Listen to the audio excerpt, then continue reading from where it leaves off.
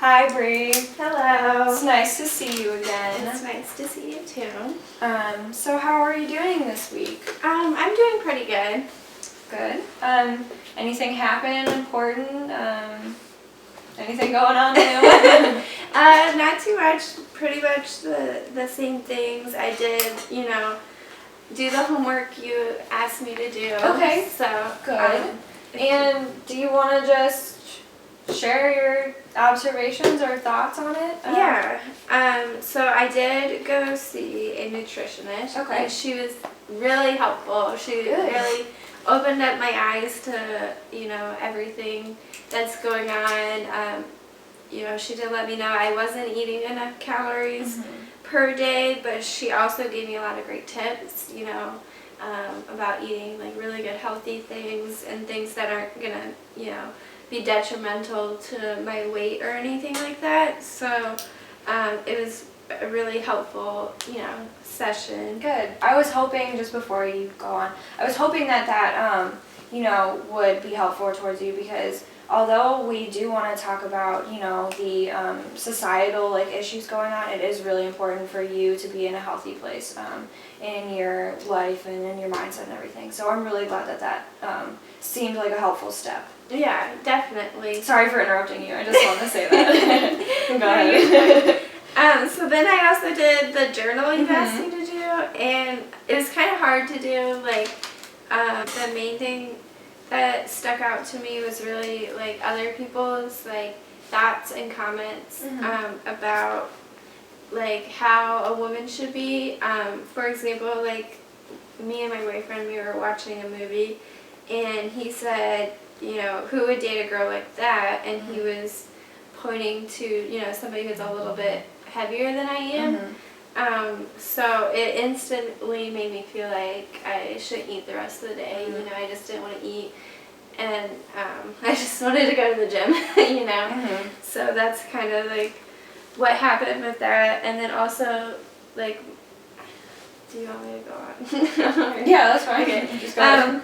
So also my choreographer was talking to us the other day, and he was no one's gonna hire you unless you're thin and beautiful and elegant. So it kind of made me feel in order to be a good ballerina, I had to be really skinny and I shouldn't eat, So that's kind of some of my thoughts during that. Okay. And I think those are really good things to be aware of. And that actually leads nicely into what I wanted to do next with you, which is called a gender role analysis. Basically, that is just helping you become more aware of the influences that gender role expectations have in the development of the issues that we're seeing, the presenting problems that we're seeing with you. And so the first thing that's really important is to understand the messages that you've received by others, and you've already done a really good job taking down those messages. So my question to you is, if or based on what you've heard your boyfriend say about other people, what do you think is the main message that comes from him saying, oh, no one would want to date anybody who looks like that? Yeah, definitely it makes me think that if I looked like that, then he would break up with me, and that he wouldn't, want to be with me. So that's, yeah. And then how about the same thing with your choreographer? What do you think? I feel like he would say, he's telling me that I'm unhireable and I'm not worth anything. Right. Hearing those things, and especially being aware of the messages that you're receiving from when these people that are close to you say these things, it's definitely being internalized into your thoughts. And I think that is a major factor in maybe why you feel the way that you feel. Do you think, is that a fair assessment? Do you think that could be what's going on? I can agree with you. When somebody says something like that, even if it's not to me directly, I kind of feel like they're talking, that it's towards me. Right. Anyway, Yeah. So go ahead. I'm sorry. Especially when they're talking about being thin or because that's really important is for a ballerina is your body image. So when somebody says that in order to be good at it, you have to be thin, I definitely feel like you know, even if they're not talking to me, it relates. So Definitely. and I'm internalizing. And this is the beneficial part about doing a gender role analysis, because that is just being able to see society's role in everything that we perceive and feel, and really starting to process that and see how that affects us on a daily basis. I just want to say before we move on that I think that it's really great the work that you're doing so far, even like so early into therapy with me. It's really important work that's being done, and I think you're doing a really good job with it, and there's a lot of progress Well, like thank so you. far. No problem. Okay, so then going off of the gender role analysis, the next thing that I would want to do is a gender role intervention. And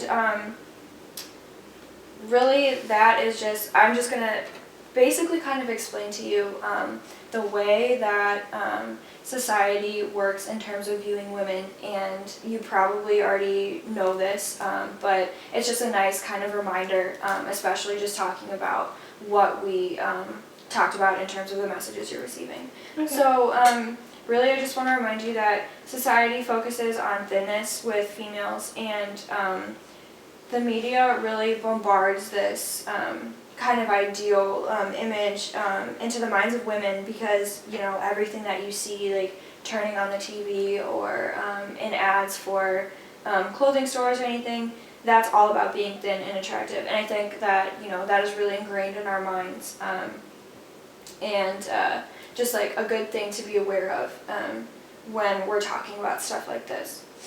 Okay, and so then the last thing that goes along with this is relabeling, and really that is just a really helpful technique to kind of deconstruct these internalized messages that you have. So the activity that I want us to do right now is to take a couple of words that you think that you've labeled yourself with, and we're going to relabel those words, so come up with a new word that we could use to describe that feeling for you instead of such a negative one. Okay. So do you think you could come up with one? Yeah, I think the first one that comes to mind is fat. Okay. So just Okay. because of So everything that's going on. right. So let's try and think about a different word that we could use instead of fat. Obviously, like I don't want to even like say fat when I look at you, but I do recognize that that is a label that you feel that you're applying to yourself. So I think it would be helpful to, you know, pick a different word so that when you do feel like you need to use the word fat, that you could have a different word associated with it. Mhm. So what do you think about healthy? I think that would be a good word, yeah.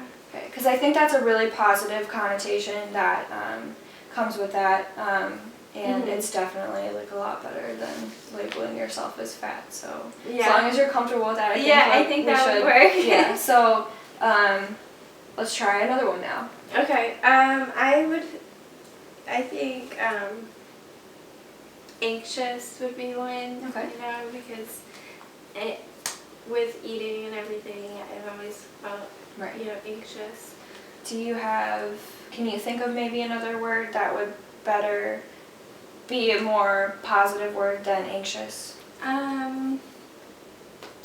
Yeah, I think maybe confident would work. Okay, yeah. As long as that is something that you're comfortable with using, I think that's a really good positive. Okay, and do you want to try one more? Sure. I think another one would be like weak, because of like, you know, I always like felt weak because of like trying so hard and not getting to where I wanted to be, Mhm. you know. So And what would be a word that you think we could relabel that negative one as? maybe strong, because even though like I haven't always gotten where I wanted to be, Mhm. I've gotten a lot further than I thought I would Right. be. So And you know what, Brie? I actually really like that word, because I don't know if you remember, but in the first session that we had together, that was one of the qualities that I think stood out about you the most, is that you're a really strong person. So I think it's a really big breakthrough, and be able to recognize yourself in this more positive light. What do you think about that? Would you agree with that, or? Yeah, I definitely agree. I Mhm. think that the past couple weeks have really opened up my eyes, and I've realized that I have a lot more to offer than I previously thought I had. Great. Okay, so the time for this session is coming to an end. You know that I always like to give homework. So, do you think you would be open to going to a support group? Yeah, definitely. Okay. So that would be something that I would think would benefit you a lot, as long as you are comfortable doing it, and that is the course of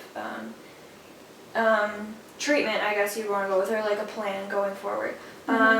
So yeah, I just really think that a support group would help you, first of all, relate to others who struggle with the same issues. It would just give you, another or different viewpoints from people who are going through some of the same things that you are.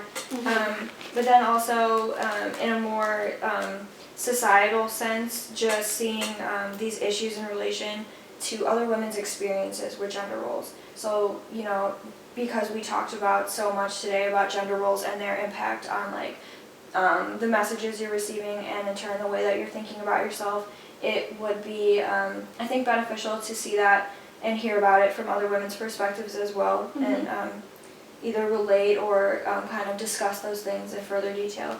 And then also, I think another really good thing that you would be great at would be empowering others. So being able to talk to these women in this group, and maybe be able to uplift somebody else who might be struggling with something that's very similar to what you've been struggling with. Okay. So yeah, I mean, if that is something that you want to do, we can definitely look forward or look into doing that. Yeah, in definitely. the next session. So why don't you go home and look up some ideas, and we'll talk about it in the next session. All right, Okay, sounds good. Okay. So I'll walk you out again. Okay, as usual. Good work today. Thank you. During the third interview, the parts of feminist theory that we discussed were gender role analysis, gender role intervention, society's role in Bree's thoughts, and we talked about relabeling. For interview 3, Bree's appearance was neat. Her eye contact and speech were both normal. She did seem a little anxious still, but that seemed to go down as the session went on. Her behavior was very cooperative. She didn't seem as guarded as she did in interview 2. Overall, Bree's mental status exam passed.